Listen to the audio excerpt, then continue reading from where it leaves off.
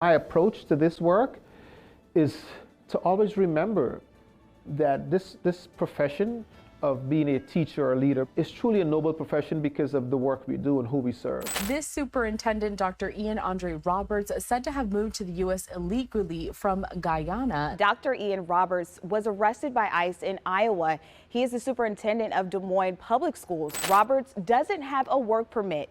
When he was taken into custody, Roberts allegedly was carrying a hunting knife and a loaded gun, which is against the law for those who don't have legal status in the country. Imagine trusting your kid's future to a man making over $250,000 a year who was also running from the cops. Because that's exactly who Des Moines hired as a superintendent of schools, a guy with a loaded gun and a deportation order. And instead of asking how this even happened, there's parents out there protesting his arrest. I just think there needs to be a legitimate reason that ICE is taking people.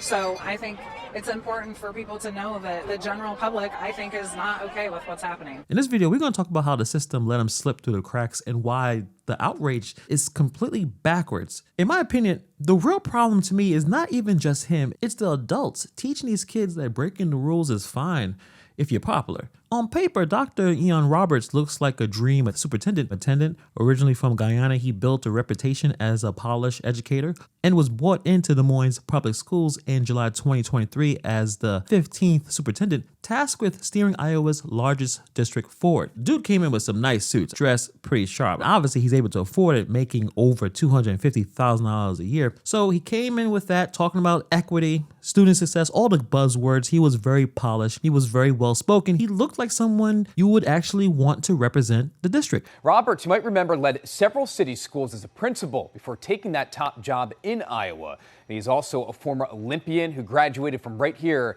at Coppin State University. But here's the part no one in HR seemed to notice. ICE already had a final deportation order on him back in 2024. That means every paycheck, every board meeting, every ribbon cutting was technically one giant violation. How do you get through a process with lawyers, background checks, and state oversight and nobody catches that? There's some places where you can't even volunteer at a field trip without a background check, but this man was running the whole district. That's really dangerous because if the system is broken enough to let someone in with a deportation order slip through, what about the other administrators? If the superintendent can get in without proper vetting, what about the principals? The assistant superintendents, department heads might be also skating by with some red flags ignored or some prior issues. These are the people making decisions about the curriculum, safety drills, even discipline policies. If they're not properly vetted, you can have individuals with criminal past, financial scandals, or even worse, shaping the direction of thousands of kids with their education. It's not just a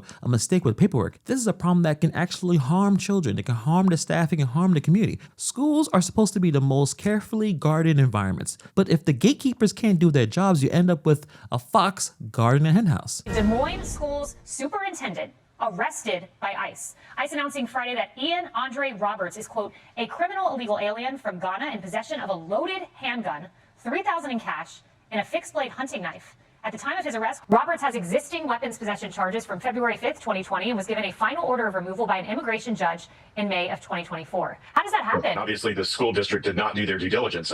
He has a criminal record as well. So clearly they didn't do any type of background investigation. So when the authorities finally stopped him, this man had $3,000 in cash, a loaded handgun, and a knife in the car. Then he ran from the cops, like full on took off and ditched the vehicle by a wooded area. This dude was out here playing GTA in real life. This is the superintendent of Iowa's largest school district running from the cops. So the arrest happens, and instead of everyone asking, how the hell did this guy get hired in the first place, you have parents and staff marching in protest, not protesting the system's failure, not demanding accountability, protesting his arrest. Meanwhile, we are also hearing from the community in Des Moines. They're having a protest outside of the federal courthouse, as you can see on camera there. The strength of Des Moines Public Schools is in its people, our leaders, educators, and staff who will continue to advance the mission on behalf of our students and families. I just think there needs to be a legitimate reason that ICE is taking people. So I think it's important for people to know that the general public, I think, is not okay with what's happening. During his time with our district, he has shown up in ways big and small and has advocated for students and staff. For the past 2 years, we understand as we too are devastated by the news of his detainment. No justice, no peace. Roberts' arrest touched off protests. He's so qualified. He's a hero. He's an Olympian. He's a champion. These parents are teaching these kids that rules don't matter if you like the guy that is breaking them. Imagine if your kid cheats on a test and your defense says, well, he's so well dressed and so well liked.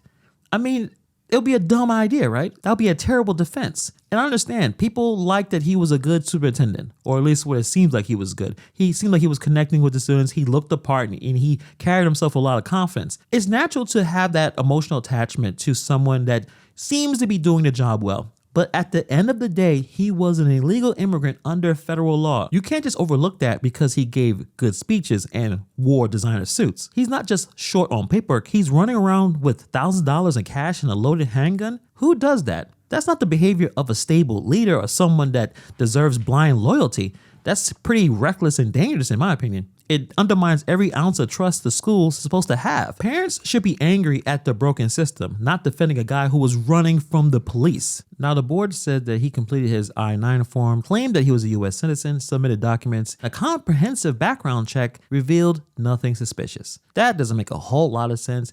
They lean on that word comprehensive like it magically absolves them of responsibility. What does that actually mean? Did they run his fingerprints through the state and federal systems? Did they cross-check Social Security or immigration databases? Or did they just contact a third-party firm and did a simple scraping the surface of criminal records and called it a day? Look, the school system there, just like any other employer around the country, has an obligation to make sure that everyone that they're hiring is here in the United States legally, has the ability to work legally. So if they're not a U.S. citizen, then they have some type of work authorization provided by the federal government. In this case, the Department of Homeland Security. He didn't have any of this. So he's arrested. He's going to probably be deported. But it's interesting, this school district didn't just fire him right away. They put him on paid leave, which is kind of crazy. I mean, this shows how terrible this school district is. It shows exactly how these institutions protect insiders while pretending to hold people accountable. The board's soft touch was less about justice and more about damage control. And again, it highlights the double standard everyone is dealing with right now. The parents and taxpayers of that area deserve transparency, not PR buzzwords. This screams incompetence by the school district. All they did was just took Dr. Ian Roberts' word for it. Hey, I am a citizen, and they just ran with it. They did not do a comprehensive background check because if they did, they would have found out that he was not legally able to be the superintendent of that school district. It wasn't going to happen. And going back to the message that it sends to children, that the school illegally hired someone that shouldn't have that job in the first place. He gets paid tons of money. And then when you see your kid that can't even chew gum in class without detention, and the parents are cool with this, where's the outrage for the double standards? If rules only apply to the students and not the leader, don't be surprised when the kids stop taking them seriously. And it seems like a lot of the parents seem like this is some kind of unfortunate, unfair situation. This is not some technicality. He wasn't supposed to have that job in the first place. And when the cops pull him over, he didn't stick around to clear this up. He ran. That tells you everything. If he was confident about his status, he would have lawyered up. Instead, the man ran. He knew the jig was up and he was going to probably get deported. This all goes down after a Republican president steps back into office. He knew that ICE wasn't playing around anymore. Whatever free pass he thought he had the last administration was gone. So it looks like he's going to go back to Guyana probably soon. I don't think he's going to be able to stay if he is not a legal citizen. I am surprised with the parents and the staff and how they were quick to protest and try to fight to keep him here when you knew exactly what was going on once Trump got in office. What kind of ending did he think he was going to have? And again, to the parents, are you teaching your kids that it's okay to break certain laws? To at least say, you know what, he was a good guy, cool guy, but he wasn't legal to work here and he made a bad decision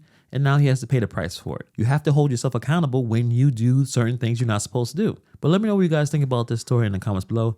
Thank you for taking the time to watch this video, and I'll see you guys in the next video.